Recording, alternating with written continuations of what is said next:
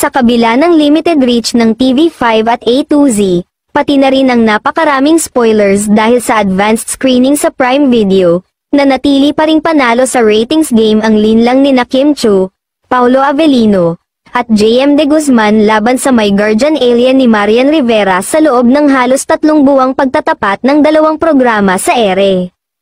Sa datos na inilabas ng Nielsen Philippines National Urban Television Audience Measurement People Ratings, lumalabas na nakakuha ng average rating na 10.2 ang linlang mula April 1 hanggang sa pagwawakas nito noong June 14, kasalukuyan namang nasa 8.4 ang average rating ng My Guardian Alien simula nang umere ito noong April 1 hanggang nitong June 14.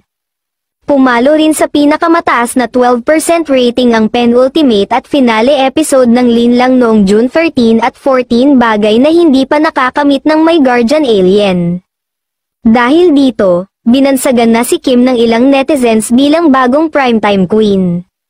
Of course, hindi naman papayag ang avid fans ng Kapuso primetime queen, say nila, wala raw sa kalingkingan ni Marian ang Chanite Princess, hirit pa. Hindi rin daw kailangang magpadikta sa mga ipinapareha kay Marian dahil tanggap ito sa anumang proyekto nito kahit walang love angle. Inaabangan ngayon ay ang serye ng ABS-CBN na mapapanood sa 2 slot ng primetime ng Kapuso Network. Sana daw ay isa sa serye ni Kim Chiu.